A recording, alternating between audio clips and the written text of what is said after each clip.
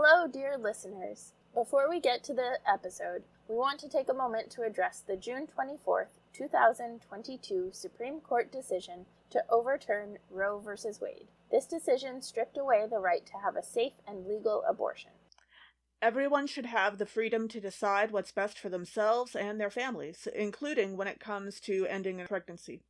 This decision has dire consequences for individual health and safety, and could have harsh repercussions for other landmark decisions. Restricting access to comprehensive reproductive care, including abortion, threatens the health and independence of all of us. Learn more by visiting podvoices.help. If you're able to support others, please consider donating to abortion funds, as Planned Parenthood and Democrats generally have enough money.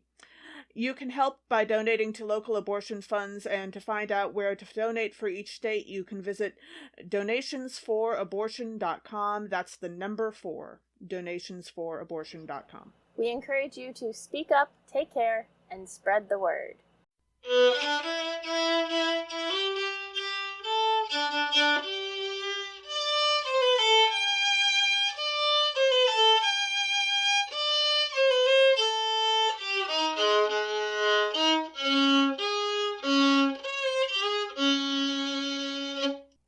Welcome to Nerds at Church, a podcast about nerdery and the Bible. I'm Pastor Kay, and I use pronouns like she and her.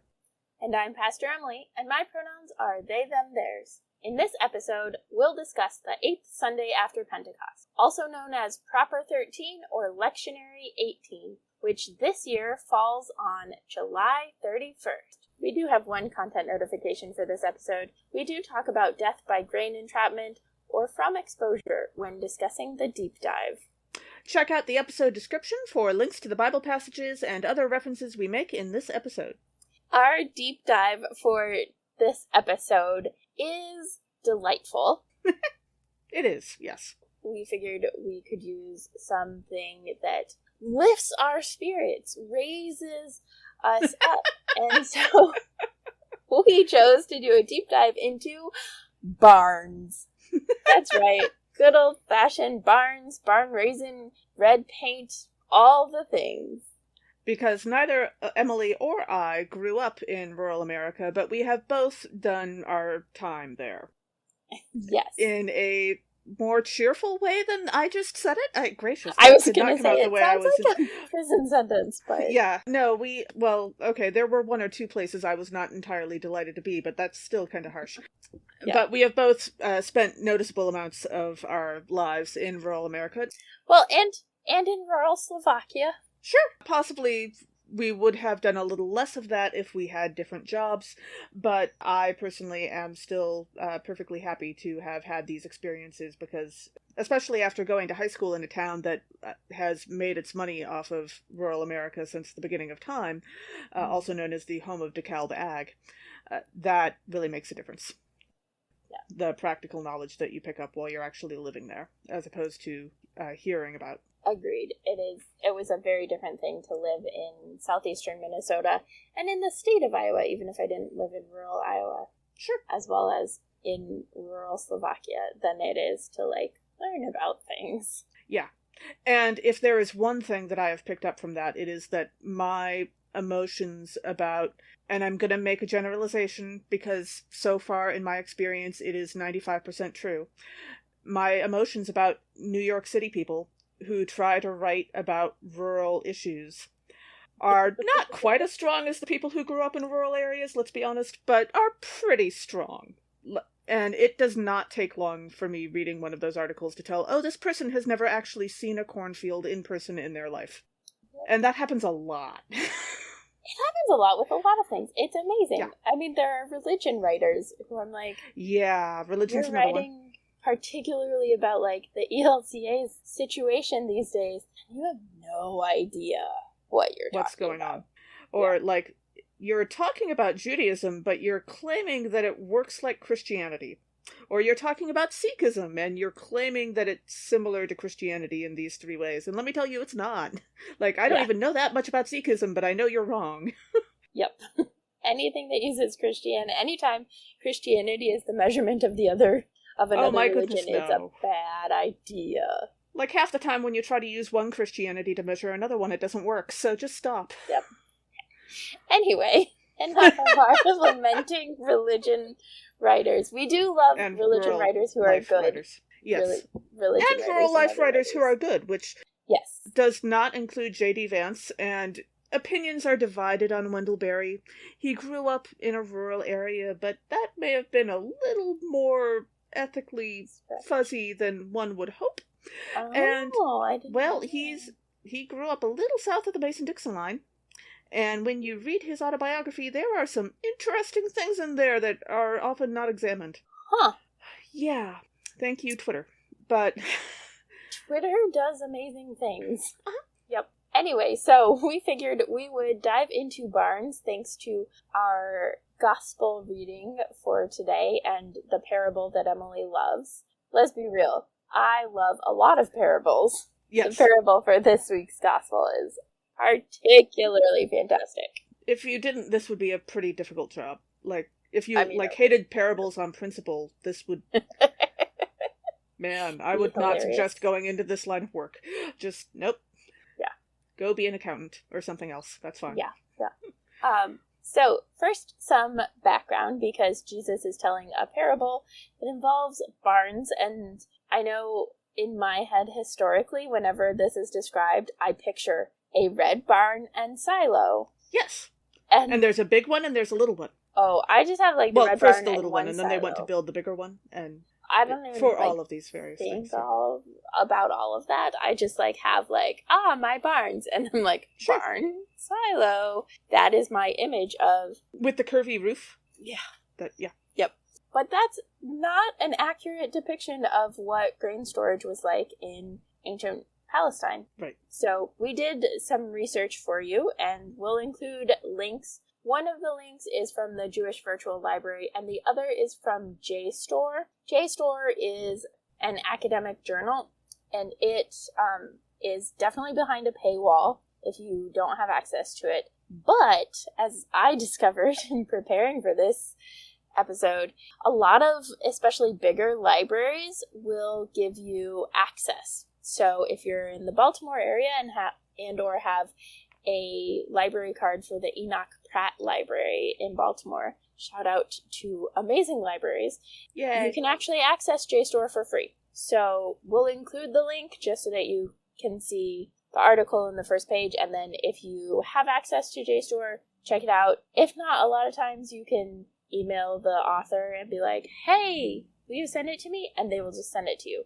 Although for the emailing the author thing, you probably should plan further ahead than 1 hour. It's true. It's true. And if none of those work, then slide into our DMs. I'm sure that we can figure something out to make sure that you have access to the information if it's really that important. We don't need to become the podcast known as the podcast that destroys intellectual property, but I'm right there with you. There's a lot of creative this is ways not, to do it it's not like we're committing levels of intellectual property destruction on the scale of, say, the Internet Archive. So it's true. Yeah. I was going to say the Internet Archive might actually have JSTOR articles. Yeah, possibly. It depends on how interested people were. Strangely enough, they have lots of popular novels, but very few, ancient Greek texts. Weird. I am planning on doing this in a way that's legal. So just for any lawyers who are out there, or people who want to, I don't know. Send lawyers to us. Send lawyers at us or something. Yeah.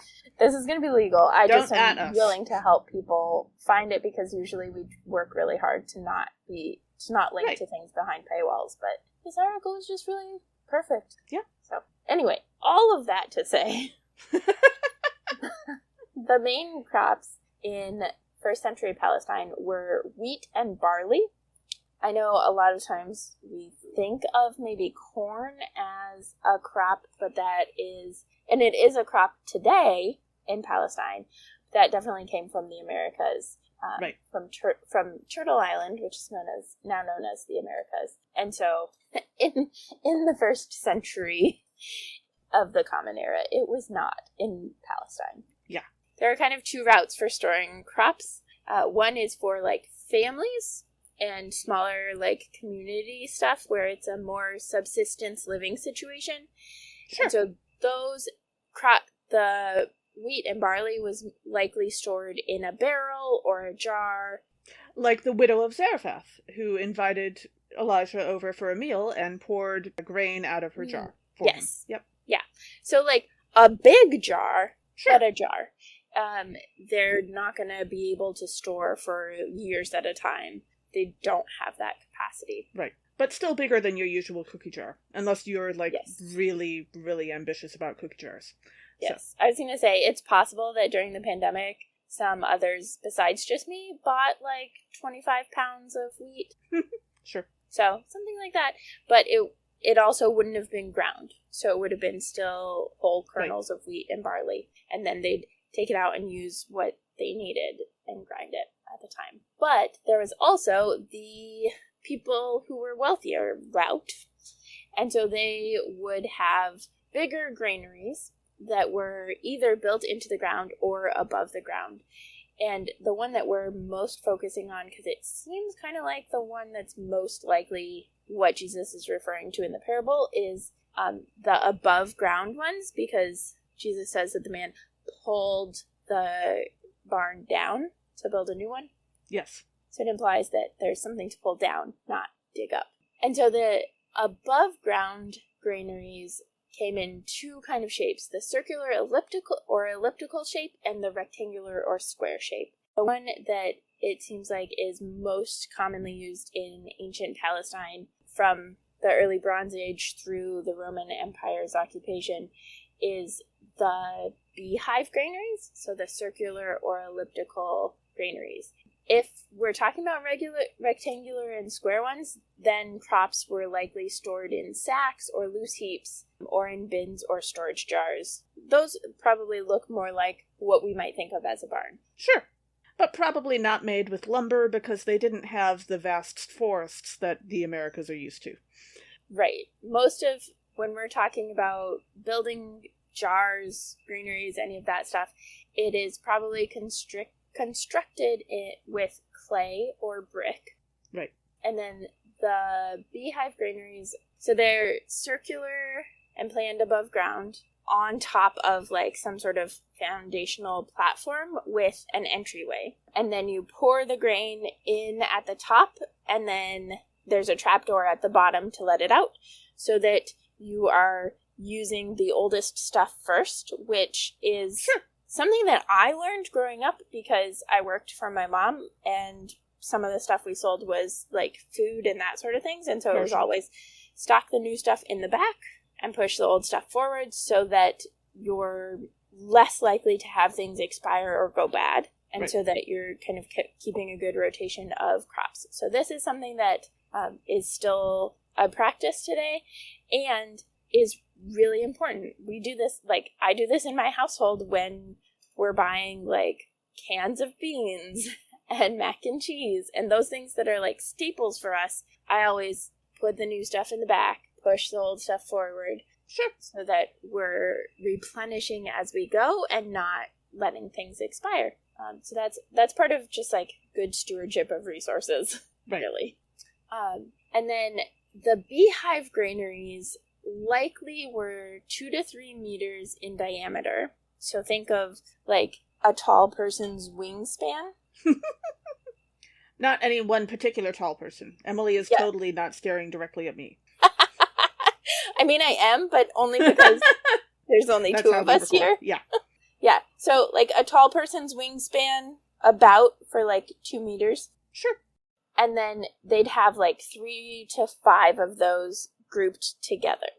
That is not the case today. That's not how silos work and granaries work. But they didn't have giant machines and they didn't have all of those other things. And so this was a sustainable way for them to do it. Yeah, and let's be honest, I have to say that I think that if beehive granaries were still a common thing, cottagecore absolutely would have glommed onto that like nobody's business, and it would be a central part of decor in the people wanting to make money off of looking like they understand rural America thing, because There are so many folks out there trying to sell their recipe blogs and, sorry, their TikToks now, not blogs, and convince people that they're living off the land when actually they're just rich. And they buy all of that stuff, usually online. But don't get me wrong, like, I am totally for, like, live that aesthetic life if you want. Like, the world is on fire. Enjoy things that are pretty, by all means. But, like, don't lie to me about your understanding of rural life when I can tell that you have no idea what you're talking about. Yeah. So. And that's something that I think when we talk about the divide between people who actually live in rural communities and those who like rural aesthetics. I know people who are cottagecore who actually like grow their own food and do cottagecore things because it is a way for them to actually survive because we are in a capitalist hellscape and have not been bailed out. And, you know, if you just like the way mason jars look, that's okay too. I have no problem with that. I'm just saying don't lie. Yeah, that's really all I'm saying. You do. But if you do it, like, it's a really helpful thing, and it's a great way to be more intentional about being more connected to the land.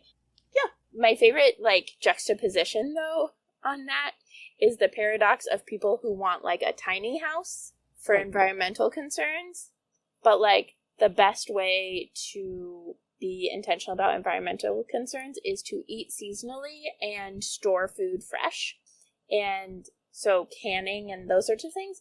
And it's really hard to have space for canned goods. When you're in a tiny home. Yeah. So. And a tiny house over a gigantic root cellar is probably not, you know, meeting the goal of the concept. Although, like, cellars are going to be less energy inefficient than other things, but still, yeah, I have my doubts. Yeah. I do know some people who, like, converted a school bus, and that seems like it would have potentially space to store. That kind of depends on how many people you're trying to squish in there, but yes, absolutely. Yes, it was a family. More likely than some others, sure. Yeah. Yeah, so there's just like a different understanding of barns and food storage in that time. Also, and this goes a little bit into the parable that Jesus tells. First off, whenever Jesus tells a parable and it begins with the phrase, where is it? Okay, with the phrase, the land of a rich man, or there was a rich man, or there was a rich person. Anytime the parable starts with a rich person, it's going to be criticizing wealth. Yes. That's how Jesus works. So when we're talking about the different ways of grain storage, right, the people Jesus is talking to almost certainly are storing their grain in barrels or jars. Yes. They probably have seen the other ones, and maybe they've even worked for the people who own the big ones. Sure. But that's a different thing. Also, they're under Roman occupation at this time. Right. And the way Roman occupation functioned, and we actually talked about this in our local text study for last week's readings on Give Us This Day Our Daily Bread. But the way that it worked in that time was that the Roman Empire would give people their daily bread in a way that, like, provided people with just barely enough and created situations of scarcity. Right, so the Roman Empire would store all of the stuff and then mete it out very, like, slowly so that everybody, like, barely survived on it. But so also that they were distracted enough that they couldn't revolt. Yep. Yeah. Also, if your brain it should. Yeah. Also, if your brain works like mine, and when Jesus says there was a rich man, and your brain immediately pops up with Tevye singing in the background, remember that while Tevye is Jewish, from Fiddler on the Roof, he's from Russia, he's from the 1800s, this is not the same setting. There may well be a guy, you know, dancing and singing his way down the road when Jesus does a parable, because, like, I suppose musical folks have existed, and by musical folks I mean people who think they're living in one, have probably existed since the beginning of time. But, I mean, also, Let's Make a Muppets musical would definitely like, be I'm not saying I'm not one. That's fair. But, but this isn't Tevye. Yes, but now, for the next, like, week and a half, that's all I'm going to think. Also, in the JSTOR article, one of the things they talked about is that there are certain characteristics that must exist in a facility in order for it to store grain properly. And this is something that was true in ancient Palestine and is still true today. Right. There are 6 things that must be true. Yes. So the first goal for any grain storage facility is that it protects the grain from excessive moisture intake, or also known as, the rain falling on it, or the fog getting into it, or the dew falling on it, etc.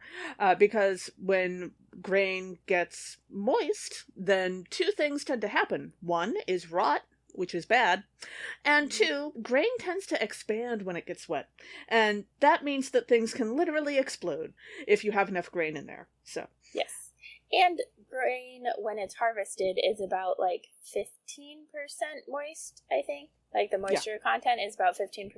So it actually not only are we trying to keep extra moisture from getting in, but also trying to get moisture to evaporate so that that 16%. It also, I think, produces toxins. If it's I'm sure. That's probably Bacteria. part of the rotting process, but yeah. You also want to control the temperature of the grain.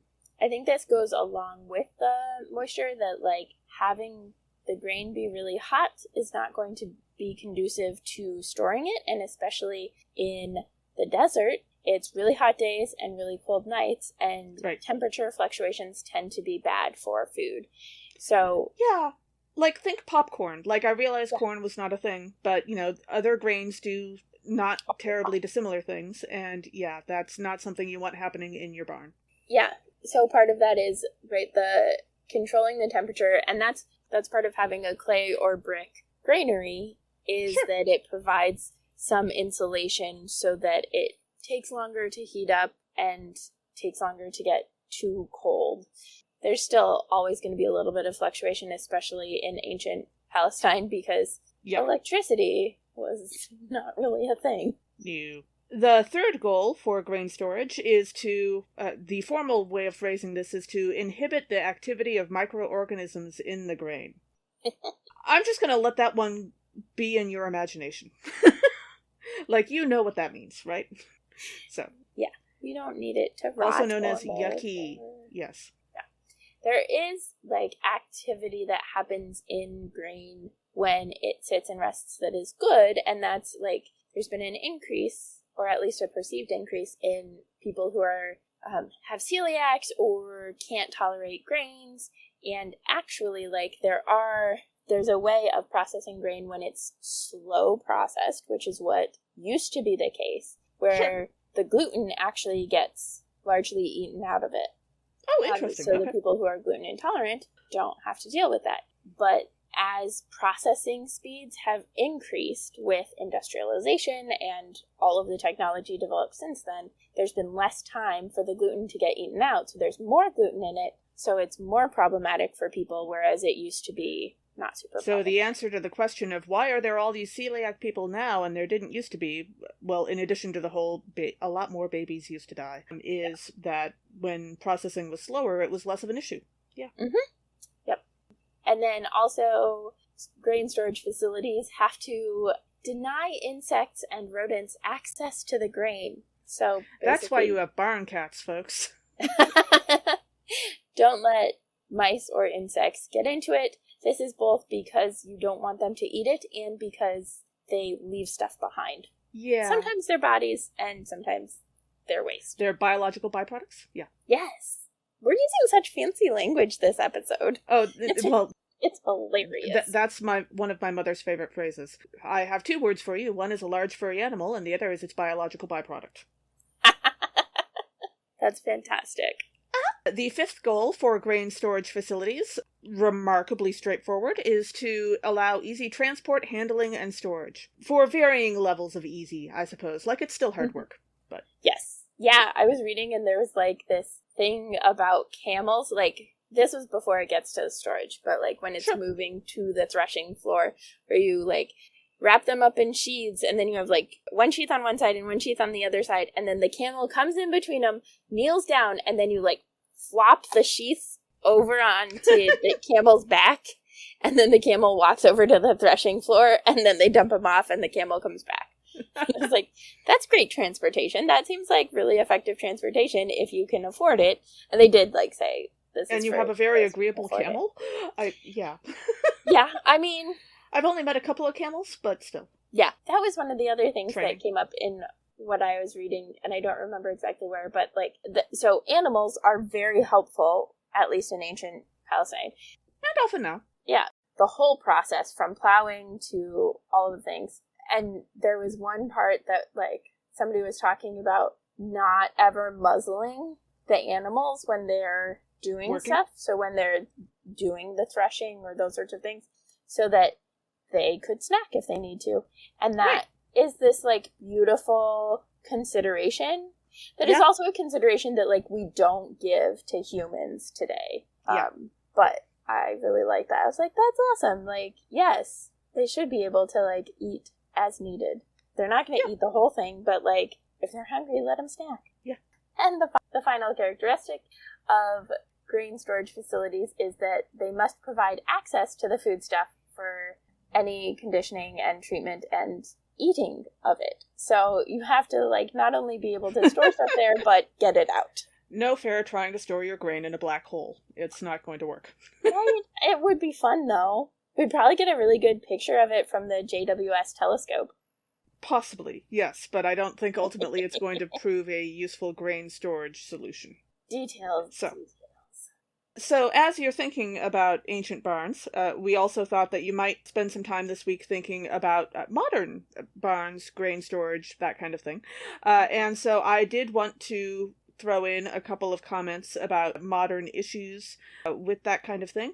One is that if any city people ever wind up working in the rural areas and are asked to go inside of a silo or a grain storage area while they're working, because there are bosses out there who are, let's say, less than ethically ideal, don't do it. Don't do it. You don't go into the area that grain is being stored in, because when you think about it, a big pile of grain, say like inside a silo or inside some other kind of storage facility, is basically I've been trying to think of a good comparison. You've got a bunch of tiny, it's quicksand. It's a bunch of tiny little objects that are all stacked up against each other, and like if one grain of wheat in the middle shifts a little bit for some reason, the whole thing can sort of fall in on itself. Grain can collapse incredibly quickly. And if you happen to be in there walking around on it at the time, you can die. It's called grain entrapment. It has killed a number of people. It doesn't do a heck of a lot for the grain itself either, because no one wants to eat that stuff anymore. Not that that's what we actually care about most, but still, it's a thought. That happens a little less often now because we know more about it, and also we're just better at doing our grain storage in ways that doesn't require that sort of thing. But again, if anybody ever asks you to walk down the corn, just say no. It is super dangerous and super bad. And part of it, right? And it's remarkably difficult to rescue people. Yeah. Like, because you will run out of air very fast. Yep. It collapses in, so you run out of air. But also, it's just a lot, and it's big, and like Kay said, if there's something wrong with it already, and that's why you're going down to look at it, if it's the kind that is producing toxins and expanding or something like that, that's not going to be good for you either. If it's going to explode, you don't want to be in it, and if it's not going to explode, you don't want to be under it. So, Yeah, there are a remarkable number of ways that just large-scale grain storage can kill people, actually, come to think of it. I saw a video of a silo catch fire once, and that was terrifying. Oh, yeah. And one of the things that we talked about before we started recording is, like, this could have happened back in the day. And the answer is, like, yes and no. Part of the way they stored grains, right, was to have them be 2 to 3 meters in diameter and 3 to 5 altogether instead of one giant one. And so that gives a little bit more space to not be able to get trapped under it. Sure. But it does raise questions about this rich man who builds a bigger one and then his possessions claim his life. Yeah. I also occasionally get questions about, say, like the difference between a barn and a stable.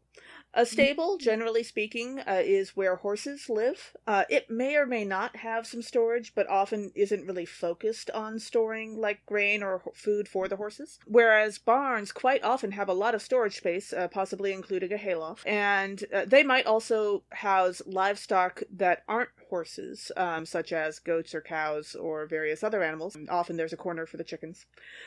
And they tend to be a good deal larger than stables in general.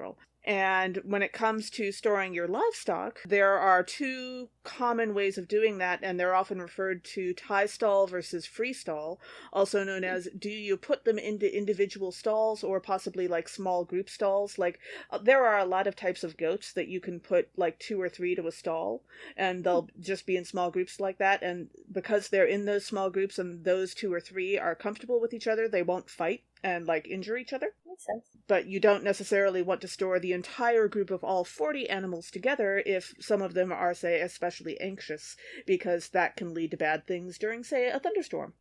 And freestall, on the other hand, is basically you have a pen inside the barn and you're encouraging your animals to generally stay together. Still, there's going to be limits on how many you want together in an indoor space, but it's more open and involves a little less work for the farmer trying to get the livestock organized.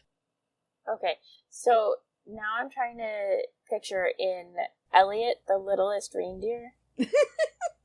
How do you store reindeer? Store is probably not the right word. How do you house reindeer? Well, the goats were all kind of like jumping around together inside. Sure. What seemed like it was Some a goats barn. get along in large groups. That's fine. Yeah. Also, depending on who you are in the movie, it is either store or house. Yes, that's probably fair. Because evil people are evil people. Yeah. Evil people are like rarely ever vegetarians. I'm just saying. I'm just not gonna comment that. At least in animal movies. Well, yes, the vegetarians Emily. are never the evil ones. They're all carnivores who are evil. That's because that's who's gonna be the... Vegetarians would be the evil ones in, like, VeggieTales, wouldn't they? Vegetables were the evil ones in VeggieTales. Everybody was vegetable. There were no humans. Yes, but, like, if there were humans in VeggieTales, wouldn't a vegetarian be worse than, like, an omnivore? I mean, I guess. Because you'd be eating more of the vegetables? Anyway. I also quite frequently get asked why barns are usually red, and to be entirely honest, I learned this from a book as a child that was one of those books that existed before the internet was a common thing, which was... Fancy schmancy. Because it was one of those books where, like, you know, frequently asked questions like about the way how things the world work? Yeah, sort of like that, yes. Ponderables is the series of books, Ponderables, and it answered, like, one of the other questions I remember it answering is, why are the letters YKK stamped on so many zipper pulls? There is a reason for that. I don't remember what it is offhand, but it's one of the questions I remember. Isn't it because the company that makes the zipper pulls? I don't remember. Like I said, weird little questions like that. And so one of the questions that the Ponderables and the Imponderables series, the Ponderables are the reasonably answerable questions, and the Imponderables took way more research on their part to figure out. And some of those didn't have real answers. YKK is a company that makes fastenings, so it's who made the zippers. Great! Sure. But one of their questions was, why are barns red so often? You know, why not have a purple barn? Absolutely. Like, follow your bliss, by all means. But the reason why barns are usually red is actually a little more ordinary and simple than a lot of people would like to think. Way back in the day, red paint was super cheap to make, in part because it was originally made with a lot of rust, and you could, like, buy white paint and then add some rust to it, and that would be pretty cheap, and also the rust itself would kill things that would grow on the barn lumber, like fungi and mosses. And so red became a very common paint used for outdoor building, particularly on, like, the outside of buildings. And it particularly stuck with barns over the years, because after a while people just started doing it out of either habit or sentiment. So. Interesting. Yeah. Also, there's a similar reason why so very many church buildings and sanctuaries have red carpet. Yes. Because it was the cheapest. Yes. It was the an easy cheapest, dye. more for, the ease of the dye and the ugliness of the carpet than for anything else, but... Sometimes it's ugly. I've seen nice red carpet. There are nice red carpets. Not all of it is actually from the 70s, so... It's true. Also, the nice thing about having a red carpet in a church sanctuary is that if you spill the wine, no one is ever going to care. And also, the Pentecost pictures are so on point. Yes. One of the other cool things about barns is the history and tradition of barn raisings. So barn raising is a traditional communal activity that definitely has taken place in this country, what is now known as the United States, for most of its history, but also, is not exclusive to this country. This is just the one that we know the most. And a barn raising is a community event at which all the members of the community cooperate and build together, basically in one day, the structure of a barn. So this was a huge communal effort, right? The supplies were purchased ahead of time, and a lot of times there was maybe a foundation or something set up ahead of time on which to build. But then everybody would come together and construct this barn, and that still happens a lot, particularly in Amish communities, and we'll link to a time-lapse video of a one-day barn raising. But it is something that if everybody participates, you can do in a day. You're doing the basic structure. The inside and how it's decorated and that sort of thing ends up being whoever's barn it actually is, right? They get to personalize it, and they're going to know what sort of things they need more on the inside. This is about getting a roof and walls built. And it's this beautiful way of being community, right? Because it is decidedly benefiting one person or family the most, but everybody is doing it. Sure. Everybody is coming together to do it for this person, and then maybe in a couple weeks they'll do it for another person or something like that. And so it is a way of supporting the community and keeping the community strong. It's a recognition and an acknowledgement that we are stronger when we are together than we are when we are separate. Yeah. And that is particularly in contrast, again, to the rich man in the parable, right? He says he has too many things, so he says, I will pull down my barns and build larger ones. He's not talking about a group effort. He's not talking about community. Everything he says is I, me, my. There's not an our among it. And so this is a distinct pushback against that. And one of my friends actually did a garage raising, which I think is hilarious and adorable. But she actually framed it that way of in the style of barn raising. When they had bought their house, the garage was in really not great shape. And so they invited everybody to come over and build up the garage and make it so that it's functional. And now it functions really well for them. So it's just kind of a beautiful, a beautiful communal endeavor. Absolutely. Something about barns that you may be curious about that I've looked up because I was curious about it, to be honest, is the very new tradition of having a quilting square painted on a barn, or sometimes also on a house or some other building in a rural area. Usually one per homestead, or sometimes they'll have one on every building. So this started in 2001 when in Adams County, Ohio, Donna Sue Groves set out to honor her mother Maxine and her mother's quilt art by painting a quilt square on her barn. And the neighbors thought that was lovely, and so they wanted to start doing that, and this eventually turned into a bigger, more well-known thing. Very often, a family, if they have a particularly beloved family quilt, will pick one of the squares from that quilt, or one of the designs from it, to have on their quilt square on their barn. And also, sometimes you can find what are called quilt trails, which is if there are several related families living in an area, and they all love that one same family quilt, they will each take a different square from that quilt and put it on their property, and then you can go around and look at all the squares and get an idea for what the original family quilt looks like.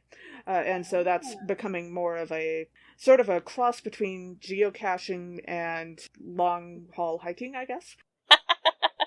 So that's been growing in the last 20 years or so. That's fantastic. And when you first jotted down that note, I was like when people hang up quilts in their barns? Because I've, a lot of rural festivals or, state fairs County and fairs. stuff. Yeah. You hang up the quilts. And so I was thinking about that. I was also thinking about the congregation I served, worshiping community I served in Minnesota, where we had, a couple quilts that hung on the wall of the church. Sure. Now that you've, explained it more, I'm oh yeah, I've seen people with, something that looked quilty to me.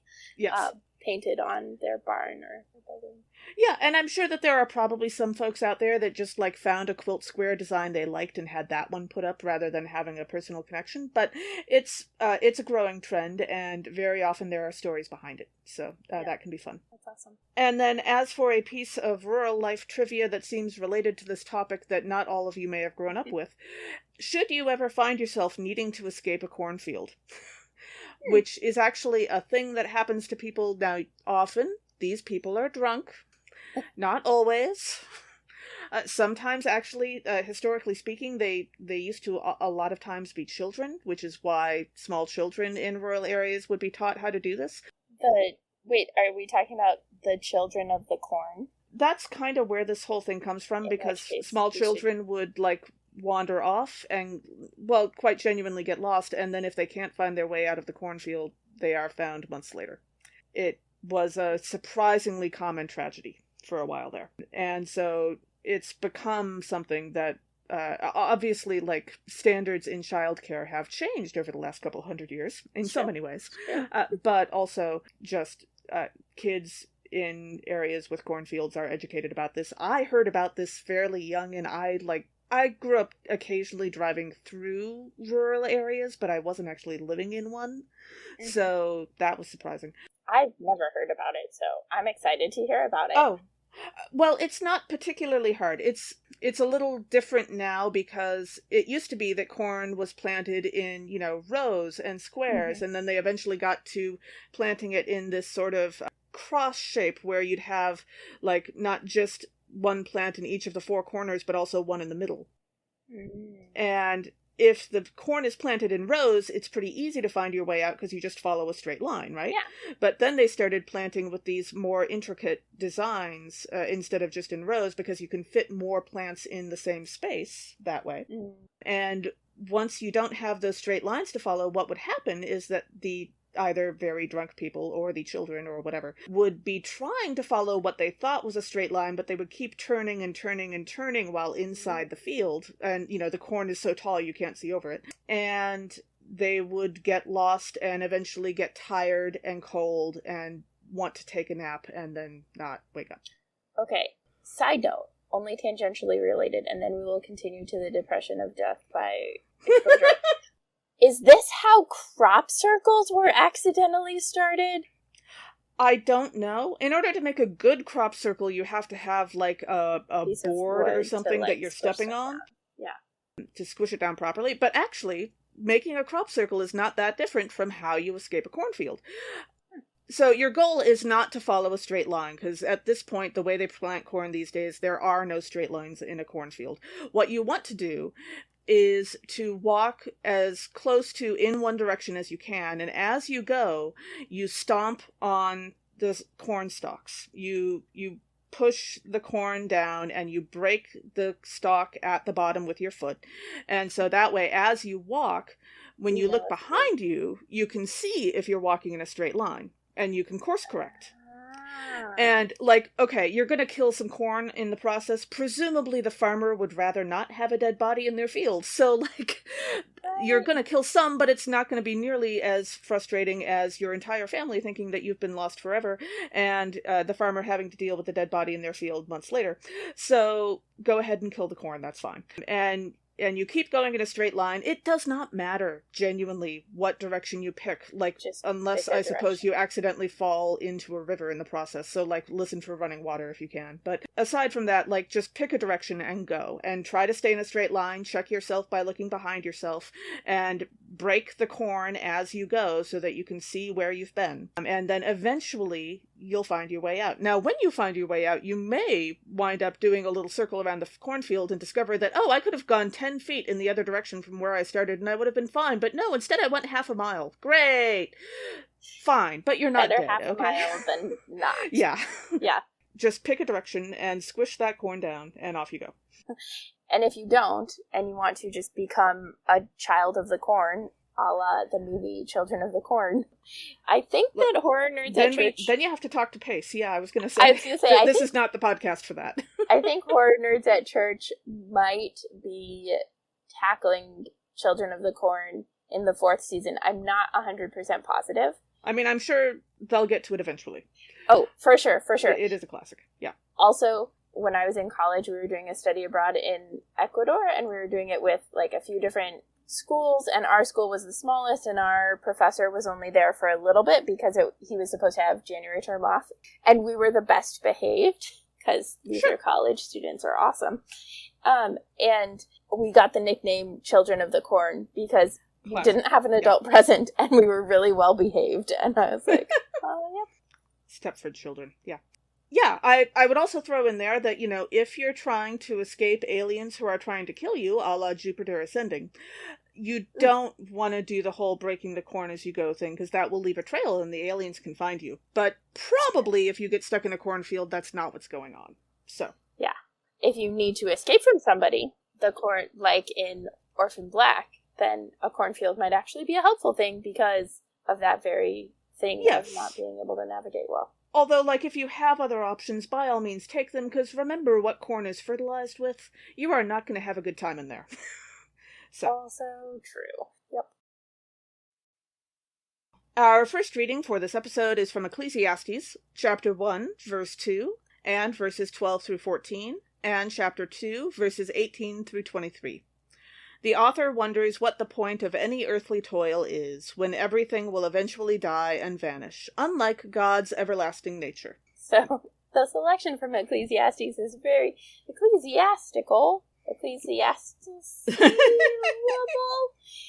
selection. It's a lull here and a lull there, and it feels really random, and that's okay. Yes. That's accurate. I mean, they did actually do a decent job of selecting a few verses that gave the tone of the passage. It's true, and they included my favorite verse, which is verse 2, which I will talk about in a second, but it's definitely a scatteredy thing. So one of the themes in this passage is capitalism. Yay. The passage talks about, like, the pain and the hardship of earthly toil, and you know what? There's a solution for that, and one solution is socialism, and another solution that is a, like, harm reduction type of solution and is just, like, fantastic anyway, is unionizing. And did you know that unions are actually growing really rapidly right now? There was an increase in percentage of workers who were union workers in 2020, but that was mostly, I think, because non-union jobs were the ones that got cut in the beginning of the pandemic. Yeah. And then it, like, balanced back out. But according to a CNBC article that I looked up and that we will link to, there's been another spike in 2022 in unionization. Well, in workers petitioning to form unions. So Amazon got its first union in a warehouse in Staten Island in New York. More than 250 Starbucks locations have filed petitions, and 54 Starbucks company-owned stores have formally organized. There's Google Fiber. There's all sorts of groups that are unionizing. And there's the beginnings of a discourse of, like, yeah, but you're the proletariat unionizers, and we're the not pro... And unions are unions, and unions are good. The more unions, the better, people. Generally, yes. Except for if it's a police union. Well, yes. If you find yourself thinking, am I that one of those characters in The Life of Brian arguing between the People's Judean Front and the People's Front of Judea? like, if you're asking yourself that question, you may want to rethink things a little. Yeah. Yeah, but it's important to unionize, and it's important to not cross picket lines and those sorts of things. So, just putting the plug in there for, yay, unions. Yeah. Yeah, not that we'll be able to unionize anytime soon because of the complexities of our work being counted as self-employment as clergy, which is a whole other complicated... Someday I will be in a union, one way or another. That would be nice. Principle, yeah. I would like to. And then as we dive into the verses, my favorite verse in Ecclesiastes, verse 2 says, "Vanity of vanities, says the teacher, vanity of vanities, all is vanity." And I had the most amazing Pentateuch and wisdom literature professor in seminary who was a perfect combination of Dumbledore and Moses. His name was Dr. Klein, and he actually died this last year, which was quite sad. But he would read from the original Hebrew and just, like, translate on the fly. Sure. So when he started to read Ecclesiastes for us, he read, "Poof of poofness, says the teacher. Poof of poofness, all is poofness." And I love that. And It always makes me smile. And it also reminds me of the story that Slughorn tells Harry about the gift from Lily, and then it's like a fish that turns into a lily pad or something in the sixth Harry Potter. And then when she dies, he comes down, he says he came down in the morning and poof, it was gone. Yeah. And I like the actor's portrayal of that, like, particular story and scene, because it's like Slughorn drunk, is just, like, exquisite. And reminded you of Dr. Klein? Yeah, it was just great. Fantastic. And then in verse 14 we read, "I saw all the deeds that are done under the sun, and see, all is vanity, and a chasing after wind." And I was thinking about chasing after wind, and, like, kites, and playing with kites as a great way to chase after the wind. And not quite all vanity, but maybe vanity because kites are very pretty and make them look pretty. Sure. But also in the book series Etiquette and Espionage, the school that the characters go to is on a dirigible. And so it's literally like chasing the wind, or the wind is pushing it, or something. But it, like, navigates by wind, and it's lovely. You know, I was trying to come up with a reference for Chasing the Wind, and I only just now thought of it, but it also reminds me of the movie Twister and Tornado Chasers. Yeah. Which is definitely not vanity, because, like, we do actually need to learn more about tornadoes. It is. So, I think for some people it is vanity. Well, probably, yes. But that's also like true for, like, things. practically every, It's almost like everything trying to learn things has the potential for vanity. Huh. I wonder where I've read that before. Speaking of which, in chapter 2, verse 21, we read, "Because sometimes one who has toiled with wisdom and knowledge and skill must leave all to be enjoyed by another who did not toil for it. This also is vanity and a great evil." And, like, that sounds a little harsh to me. Because I get what you're saying of the whole, I did all this work and now you're going to benefit from it and you didn't do anything. How dare you not earn this? But also, like, being able to benefit others is not a great evil. Benefiting others is good. Like, that is supposedly part of what we're here for. Peek behind the screen, one of today's rejected deep dive concepts was the meaning of life. That might, have something to do with that. Which seemed a little heavy after Sodom and Gomorrah last week, so that's fair. And then we talked about death by exposure in the deep dive. Sorry, like, to be fair, usually I'm not the one doing that to us, but I guess that was my turn this time. Also, like, there's no good way to explain why that's a problem without talking about that. So, But, like, in terms of leaving stuff to be enjoyed by others who didn't work for it, it did also remind me of, like, say, a special meal that has mostly been prepared by one or two people, and then that person either barely or does not at all get to eat that special meal. That happens on a fairly regular basis in some places, and that came to mind for me, and we talked about that a couple weeks ago with Reverend Nick. Yeah, we did. And invisible labor, Yeah, that was a great conversation 2 weeks ago for the 6th Sunday after Pentecost. Yeah. And then in chapter 2, verse 23, we read, "For all their days are full of pain, and their work is a vexation. Even at night their minds do not rest. This also is vanity." Okay, look, it might be vanity. Like, sometimes I suppose being vain keeps people up at night because they're, I don't know, doing their beauty routine, I suppose. But also, like, there are a lot of things that might impinge on your ability to sleep. It might be sleep apnea. Anxiety. Yes, it might be anxiety, it might be sleep apnea, it might be ADHD. There are lots of different issues that might be affecting your sleep. Absolutely. And so if you're having problems with your sleep, I do suggest you do a little research and look into it. And if you can see a doctor or get a sleep study, that's great. But like, sleep studies are often difficult to get and expensive to boot, so that's understandable. But like, if in your life your goal is to be one of the dwarves from Sleeping Beauty, I do not suggest picking Sleepy. Okay? Like, there are better options. Happy is a perfectly happy dwarf. Doc is a very learned and intelligent dwarf. Like, you have other options. Sleepy is probably not where you want to go. I'm sorry? Oh my gosh, now I want the Muppets. Let's make a Muppets musical of Snow White. Oh, goodness. Yeah, I could totally see that. Oscar the Grouch would obviously be grumpy. Dr. Honeydew would be Doc, of course. But then who would Beaker be? There isn't a Meeper dwarf, so... Beaker could be happy. Beaker seems happy a lot. He does, except when he's scared. His scared meeps are very sad.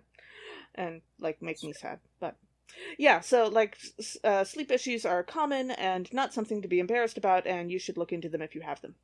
So. Truth. Also, like, way more people seem to have them than realize it, so, yeah. And tell us who you would cast for Let's Make a Muppets Musical of Snow White. Of Snow White. Why not? Although, to be honest, Meeper the dwarf sounds awesome, and I would totally hang out with them. Like, that's fine. Agreed. Meeper the dwarf. That must be the cousin who lives a couple of trees over. You know, like you do. Our second reading is Colossians chapter 3, verses 1 through 11. The author encourages followers of Christ to focus on their new life in Christ and what that life offers, rather than the destructive habits and impulses of life apart from Christ. So this passage is definitely like idealization. In an ideal world, this is what would happen if we all focused on Jesus instead of things that are not of God. In an ideal world, at the beginning of Divergent, the factions would get along and all fulfill their roles properly. Sure. And, like, our ideals themselves aren't bad. Right. But this passage gets used, then, to say things that are unhelpful and, in fact, are harmful when it comes to, okay, if you're saying anger is bad, what happens when you are angry because of injustice or because someone has harmed you? Like, that is valid anger. Yeah. So, ideals are good. Idealization and making, like, statements about how to act based on ideals that are not reality is unhelpful. We don't actually live in a utopia. Yeah. Maybe someday, but doubtful. If humans are involved, very doubtful. Yeah. As we dive into the verses, in verse 2 we read, "Set your minds on things that are above, not on things that are on earth." And first off, things that are above, we've talked about multiple times because our Ascension episodes are fantastic. But I was thinking about the, like, surprise attack in superhero movies that happens from above. Like when the nuke comes into New York City in the first Avengers movie? Sure. That would be a good option. I was thinking more of the reverse of, like, the good example. So, like, when Spider-Man is, like, hiding above them and the bad guys are like, we're safe, we got away. And then Spider-Man just, like, taps him on the shoulder and then they look up and is like, oh, and they're caught. Or punched in the face. Or I feel like Batman does that a lot, too. Yeah. That might be it. I might be thinking Batman. It makes sense to me that it would be Spider-Man because spiders are creepy. Oh, I think both would. Webs and stuff, but yeah. Yeah, I read that verse as well, and I wanted to remind folks that this is not an instruction that you have to take an astronomy course in college instead of geology. Geology is a perfectly good and valid science, good for you by all means, and hey, volcanology, the study of volcanoes, is especially cool as a area of geology. Although, let's be honest, astronomers and volcanologists could both stand to do more of listening to Native Hawaiians while we're at it. So that's something to think about. Also true. Astronomers and volcanologists, not to be confused with those who study Vulcans. Yes. Those people are cool too, and I would also like to hang out with them. But all of them, yes, should definitely pay more attention to what Native Hawaiians have to say. And in general, all of us should be doing that, because indigenous knowledge of lands and peoples and spaces is way better than settler knowledge. Yeah. And it's polite. That's true. Yeah. Sure. Like, if you're going to put in a little extra effort to not be rude to people, and you're trying to pick that group of people to not be rude to, I think people who have fairly recently gone through genocide is a perfectly reasonable choice. I don't know that there are a lot of people looking out for new groups of people to be nice to that haven't thought of this before, but just on the off chance. Yeah. And then in verse 5, we read, "Put to death, therefore, whatever in you is earthly, fornication, impurity, passion, evil desire, and greed, which is idolatry." Okay, I'm going to skip the whole middle part of that verse, just warning you. And I have to say that, ordinarily speaking, I would find it difficult to focus on the Colossians reading for this day with the other readings that we have available to us. But if you are drawn to it for some reason, I would say my immediate thought would be focusing on greed as idolatry. That would be a really good choice. Also, like, there are oodles of examples of it. Scrooge McDuck being a very rosy glasses version of that, and there are plenty of uglier ones, including people who, like, murder other people because of greed, or murder a lot of people because of greed. Or dragons. Well, not all dragons murder people. No, but yes, sometimes they do, and a lot of it is because of greed. Whether it's the dragon's greed or the people's greed, trying to steal the treasure of the dragon. It depends on the universe you're in at the time. The Skyrim dragons are not really into wealth. They do, like, occasionally collect stuff, but yeah, sure. I was thinking D&D. But the first thing that came to my mind was the Indiana Jones and the Last Crusade movie. At the end of the movie, they are trying to find the Holy Grail for a decent chunk of the movie, and there is a giant pit, and they are trying to get to the Holy Grail, and the Nazi lady falls into the giant pit because she can't let go of the idea of actually getting the Holy Grail itself, and Indiana Jones is able to turn away from the thing that is tempting him and not wind up dead. And so sometimes a lack of greed can actually save your life. That's probably not going to happen to you, like, exactly the same way, but, you know, it does apply remarkably often in ordinary everyday life. Yeah. So. I did just see, and I see this occasionally, the meme that's like, okay, Indiana Jones, but Indiana Jones' grandkid, breaking into museums and returning the stuff, which, like, I would hope that by the time I got to Indiana Jones's grandkid, maybe she might be, like, recruited by other people to return the stuff. Could be fun, sure. But kind of like in Black Panther, where Njadaka is, like, in the museum, and then, like, figures out that it's vibranium in one of the weapons, and then just, like, takes it. He also, like, kills people, but... Murder bad, yep. You know. So then in verse 8 we read, "But now you must get rid of all such things, anger, wrath, malice, slander, and abusive language from your mouth." Which sounds a lot like the Jedi, like, beliefs, right? You have to remove all of this. But actually, as I said previously, anger is not all bad. This Colossians reading is complicated, and there's nuance, and it is not talking about most of the types of relationships that we are having. But also, it's not holding space for when anger is a valid response. So, and there might also be translation nuances we're missing. So true. Yeah, there's definitely translation nuances that are missed in any version of the Bible that you're going to read, and we didn't translate for this, so. Right. And then our final reading today is from Luke chapter 12, verses 13 through 21. Using a parable about a rich man, Jesus warns the disciples against greed and focusing on earthly treasures, when the future is unknown and those possessions might claim their life at any time. So one of the themes here is economic exploitation and misrepresentation, right? So this... Gee, we never talk about that. Yeah, I know. This rich man, he's not the one that does the work. Like, nowhere in here does it say that he did the work to grow the crops. It says that the land produced abundantly, which is a beautiful thing. And when land produces abundantly, it is intended to be shared with the community, right? It's about absolutely community care. Although now I have the mental image of the rich man as a chia pet with crops growing on top of his head. So thanks for that. Yes. Yes. Like, if you can pull that off, I'd love pictures. Please don't hurt yourself. I think that is fantastic, and I really want that now. It reminded me of the Hunger Games, right? Where the land and the people of the districts are the ones who produce abundantly, and then the capital hoards it, wastes it, and focuses only on themselves. Yeah.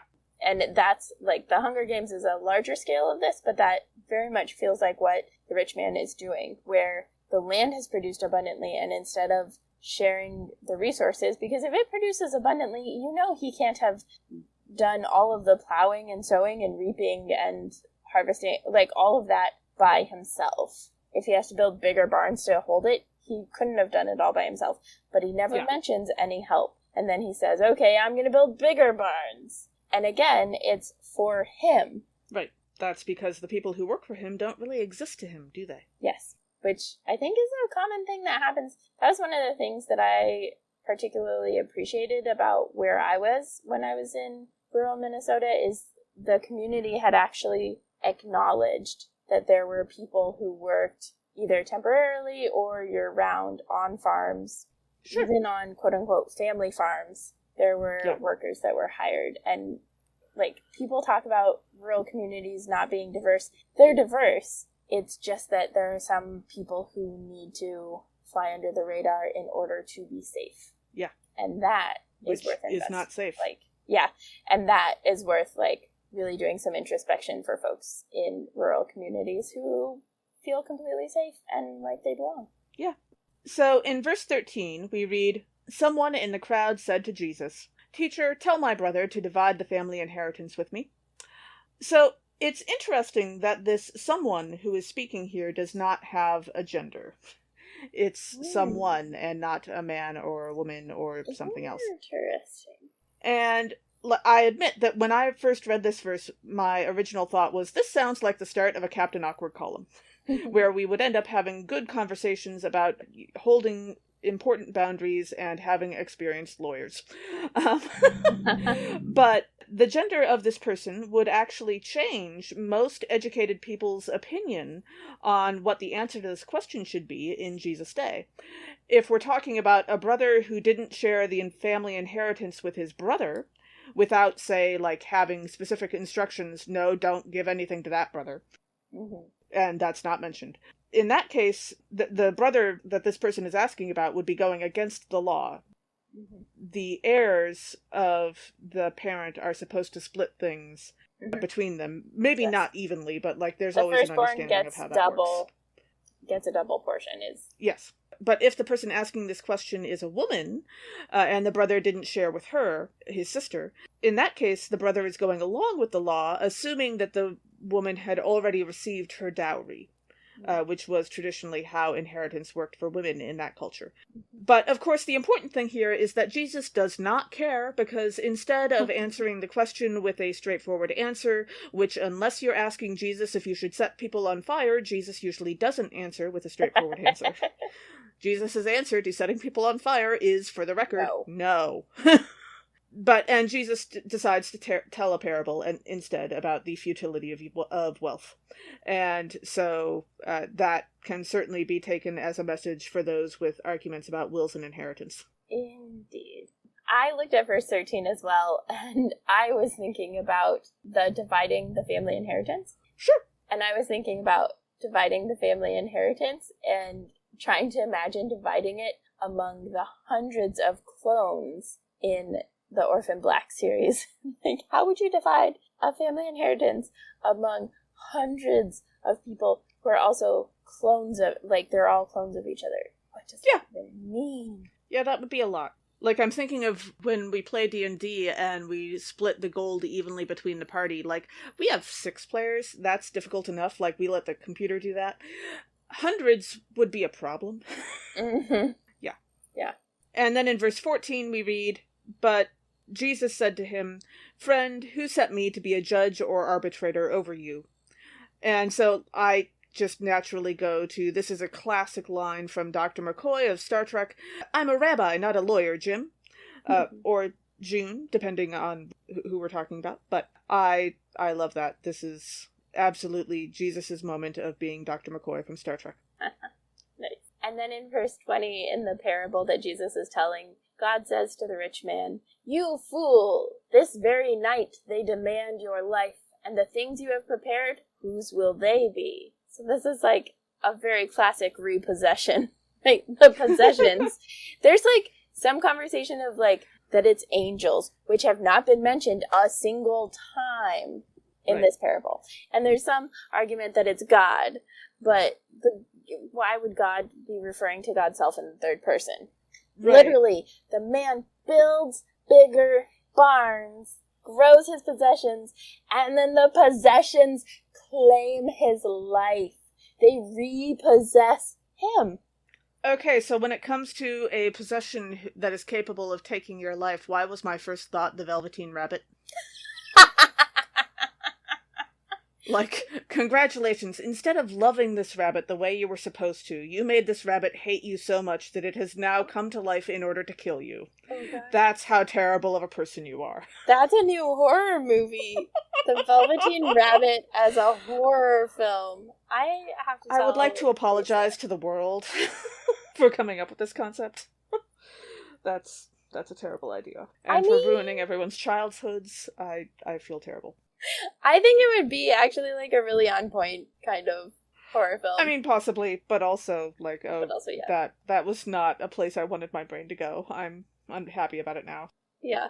Well, and like I think of this part and the like possessions repossessing the man when he's like, now I can eat, drink, and be merry, which echoes like Ecclesiastes, right? Echoes this sense of like, eat, drink, and be merry. I can relax. But it also reminded me, I've now passed the point where Buffy dies in her like big death, where they thought the series was over. And after she dies, then she is repossessed back into the world by her friends. And it's actually really sad because she was in heaven and they brought her back and it feels like hell. And so being repossessed by things or even friends is not always a great thing. Sure.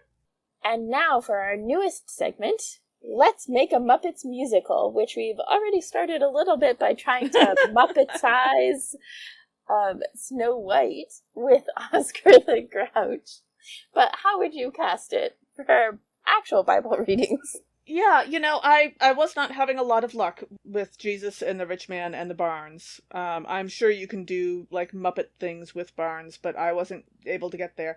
But instead, my thought was, if we're willing to stretch our definition of Muppet slightly, which, like, let's be honest, it's the show, I think we're okay with that. Wouldn't a version of Ecclesiastes as read by Eeyore be, like, ideal? Like, Eeyore is sad rather than, like, hopelessly jaded about the universe, but still, I think that voice would be magnificent. Yeah, I think that would be great. Vanity of vanities. All is vanity. Yeah. Eeyore would be fantastic as that. Yeah. I was thinking, this is maybe bad, but I was trying to, because it's my favorite. I mean, there are so many choices to choose from, really. Let's be honest. Yeah, it's my favorite parable. It's one of my favorite parables. So I was like, okay, I gotta cast this parable. And then I was like, okay, but there's like one character and then possessions and then God. So obviously I'm casting the rich man. And I was like, that actually feels like it has to be a human. A human. And so my token human for the rich man is Brett Kavanaugh. Okay, but I have an idea. Because if we're doing a rich guy who gets killed by his possessions, Elon Musk and automated cars. Oh, yes! Yeah. Like, I'm not saying I want anyone to die, because I don't. But